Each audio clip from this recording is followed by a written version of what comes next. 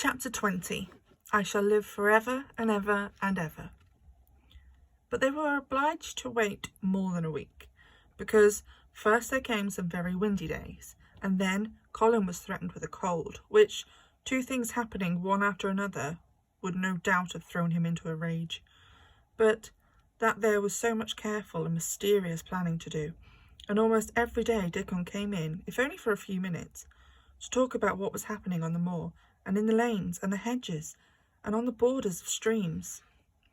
The things he had to tell about otters and badgers and water rat houses, not to mention birds' nests and field mice and their burrows, were enough to make you almost tremble with excitement. When you heard all these intimate details from an animal charmer and realised with what thrilling eagerness and anxiety the whole busy underworld was working. "The same as us," said Dickon, "only they have to build their homes every year, and it keeps them so busy they fair scuffle to get them done." The most absorbing thing, however, was the preparations to be made before Colin could be transported with sufficient secrecy to the garden. No one must see the chair carriage and Dickon and Mary after they turned a certain corner of the shrubbery and entered upon the walk outside the ivied walls. As each day passed, Colin had become more and more fixed in his feeling that the mystery surrounding the garden was one of its greatest charms. Nothing must spoil that. No one must ever suspect that they had a secret. People must think that he was simply going out with Mary and Dickon because he liked them and did not object to their looking at him. They had long and quite delightful talks about their route. They would go up this path and down that one and cross the other and go round among the flower beds as if they were looking at bedding out plants the head gardener, Mr. Roach, had been having arranged. That would seem such a rational thing to do that no one would think it at all mysterious. They would turn into shrubbery walks and lose themselves until they came to the long walls. It was almost as serious and elaborately thought out as the plans of march made by great generals in time of war.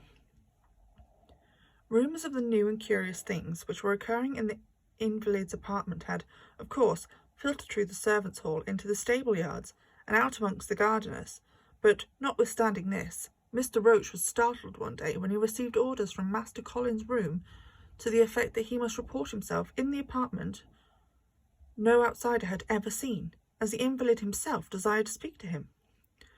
"Well, well," he said to himself as he hurriedly changed his coat. "What's to do now?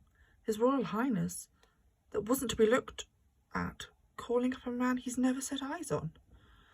Mr. Roach was not without curiosity. He had never caught even a glimpse of the boy, and had heard a dozen exaggerated stories about his uncanny looks and ways and his insane tempers. The thing he had heard oftenest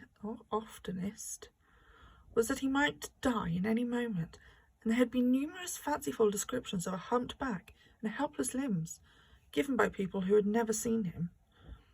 "Things are changing in this house, Mr. Roach," said Mrs. Medlock, as she led him up the back staircase to the corridor onto which opened the hitherto mysterious chamber.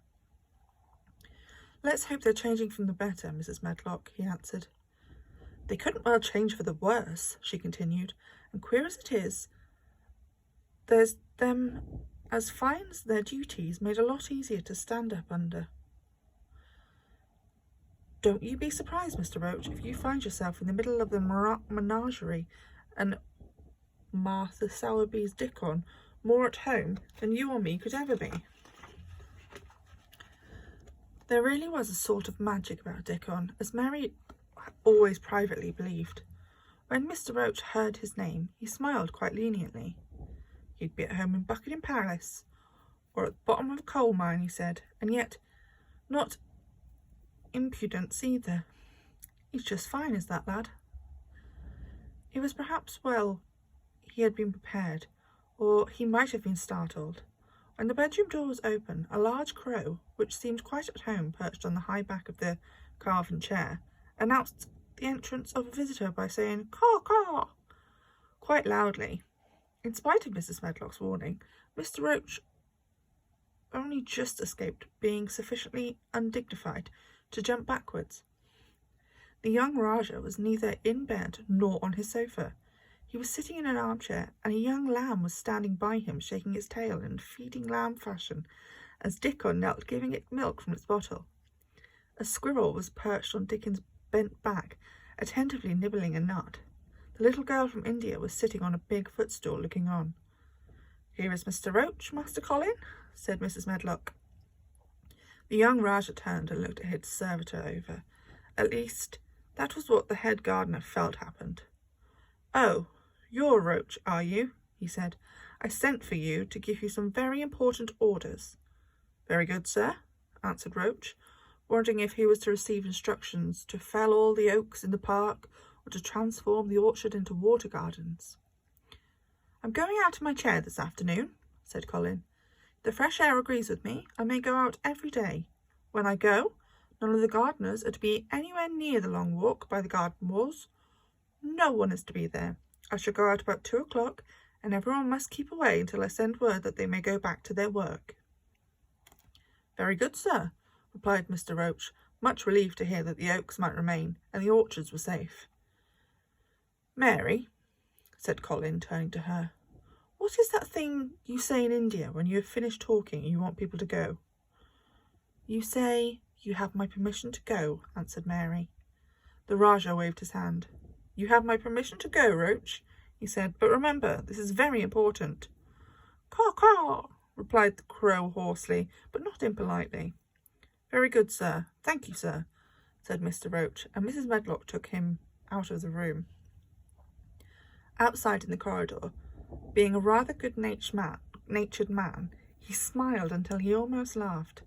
"My word," he said, "he's got a fine lordy way with him, hasn't he?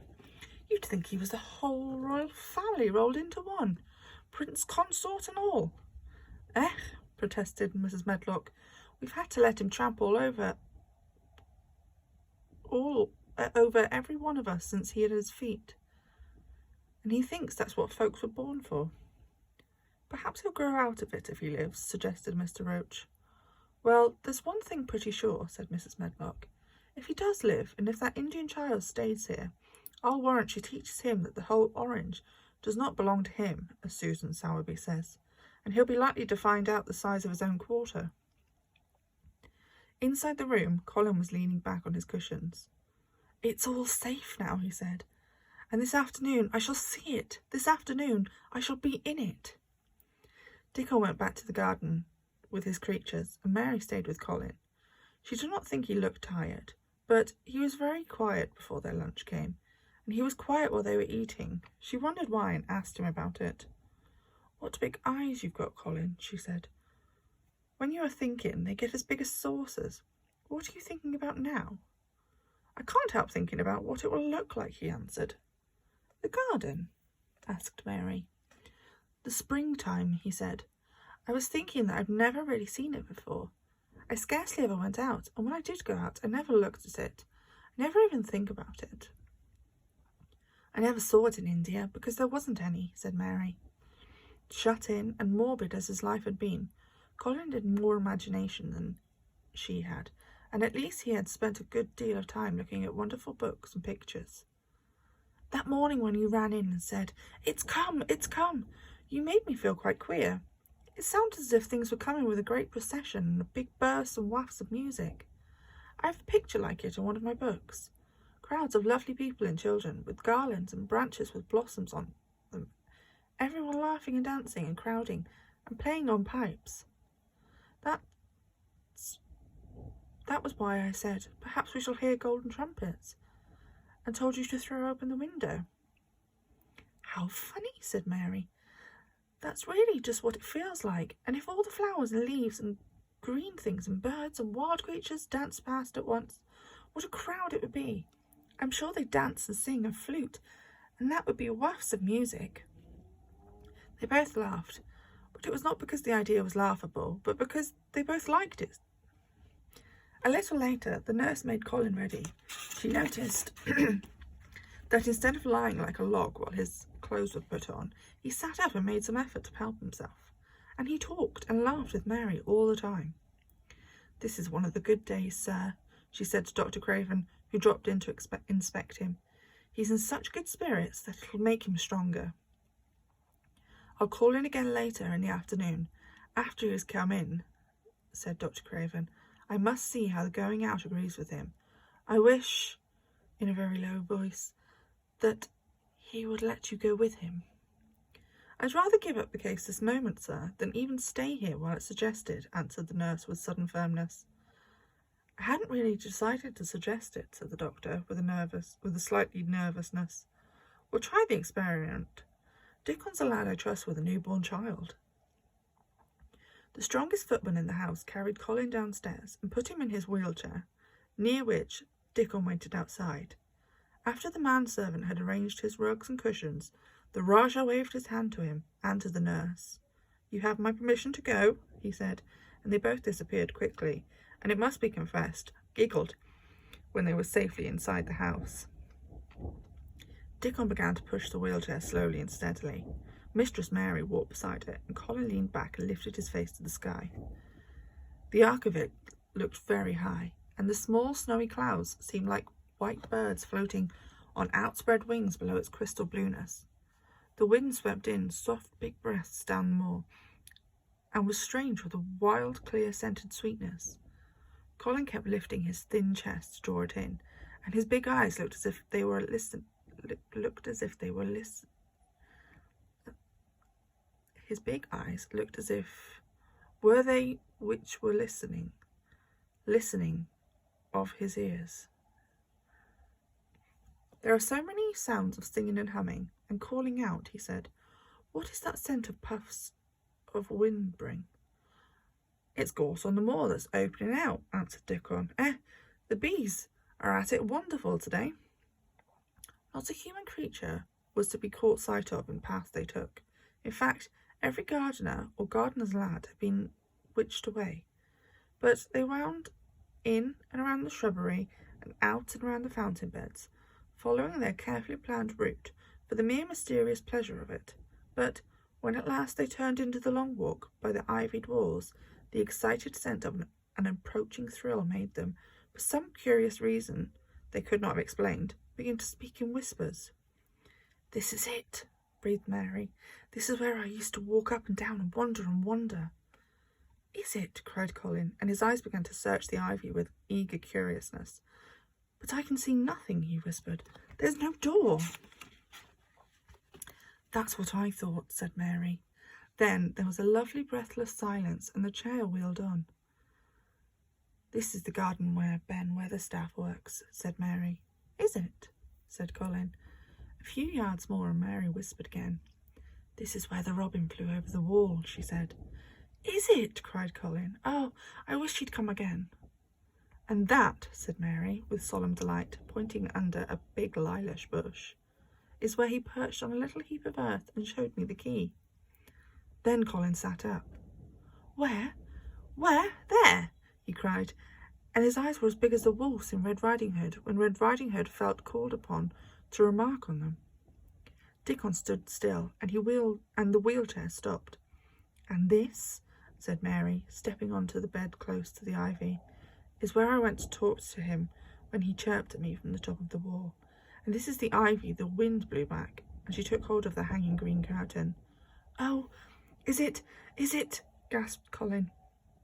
"And here is the handle, and here is the door. Dickon, push him in quickly." And Dickon did it with one strong, steady, splendid push. But Colin had actually dropped back against his cushions, even though he gasped with delight, and he had covered his eyes with his hands and held them there, shutting out everything until they were inside, and the chair stopped as if by magic, and the door was closed. Not then did he take them away and look around, and around, and around, as Dickon and Mary had done. And over walls, and earth, and trees, and swinging sprays, and tendrils of fair green veil of tender little leaves had crept, and in the grass under the trees, and the grey urns in the alcoves, and here and there everywhere were touches or splashes of gold and purple and white, and the trees were showing pink and snow above his head, and there were fluttering of wings, and faint sweet pipes, and humming and scents, and the sun felt warm upon his face like a hand with a lovely touch, and in wonder Mary and Dickon stood and stared at him. He looked so strange and different because of a pink glow of colour had actually crept all over him, ivory face and neck and hands and all. "I shall get well, I shall get well," he cried out. "Mary, Dickon, I shall get well, and I shall live for ever and ever and ever."